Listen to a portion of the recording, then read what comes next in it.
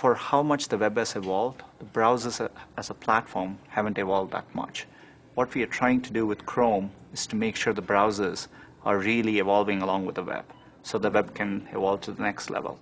Browsers need to get better because they were designed for an era where web pages were doing completely different things. Today, most of what we use on a day-to-day basis are applications and not web pages. People are watching videos, they're uploading videos, they're chatting with each other, they're playing games on the web. All of these things certainly never existed back when the first browsers were created, when the first web was created. Wouldn't it be great to start from scratch and design something based on the needs of today's applications and today's webmasters? When we set out to build Google Chrome, we wanted to make sure that we improve browsers along the lines of speed, stability, and security. Speed is always very important at Google, and we want to make sure that Chrome executes as fast as possible, everything from the JavaScript engine to the renderer. We started a project called V8, which was designed to allow JavaScript to execute extremely fast. JavaScript is the language that is used everywhere on the web. It was performing too slow, so we decided to make it faster. The team that worked on that did an amazing job. We're all stunned by how fast that works. We saw a big opportunity to try to take a fresh start and to use a different rendering engine. WebKit is something that we spent a long time evaluating, and WebKit is the underlying rendering engine for Chrome because it's very fast, it's very lightweight, it's very small and easy to maintain code base. So we've worked really hard to keep the browser very fast, especially when it's accessing these very powerful sites, and also to keep it very stable. For instance, if you're doing something, if you're playing a game in one browser tab and it suddenly slows down a lot because, suddenly you have 58 monsters on the screen you have to kill, your next tab over that's running your email isn't going to be slowed down by that. And so we came up with this system whereby each web app would be run in its own environment, isolated from the others.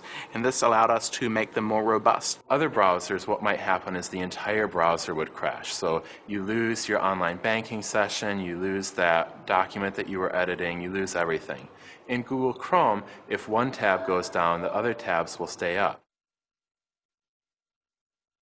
So in building Chrome, we were very concerned about security. One of the things that gives us a lot of mileage is the multi-process architecture of Chrome. So each renderer runs in a separate process on your computer. And that means that they're isolated from each other so that one can't talk to the other and steal information. So what we do is we essentially give each web page its own little playground, its own sandbox. So you've got your online banking running in one tab. You've got your search results, your Gmail in another tab. The two can't talk to each other. And if something bad happens in one sandbox, it's like maybe there's a giant flood or it starts to rain, the other sandbox is going to stay nice and dry, nice and happy. Your tab is going to be isolated from the other tabs. In an engineering and browser sense, Chrome is the user interface itself. It's the stuff around the outside of the window, the buttons, the toolbars, all that kind of stuff. And so hand in hand with that was this design philosophy that we took, which was we wanted to maximize content and minimize Chrome. In designing Chrome, we felt that we had to make it invisible. People shouldn't have to think about Google Chrome. People should have to think about their applications. And in this process, we have taken a very minimalistic approach, just like Google.com. If you think of the white page in Google.com, we have tried to do the same with the browser. From top to bottom, we designed the interface to make sure that it was as efficient and clean as possible.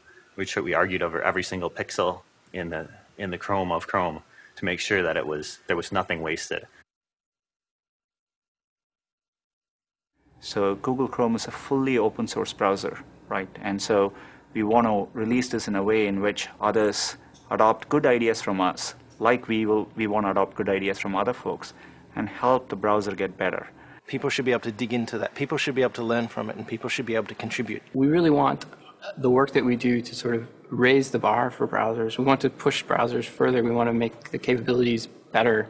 We want to be able to allow for better web applications to be delivered. Even if Google Chrome itself isn't used by everyone on the web, as long as it makes the web better, we've achieved our goal.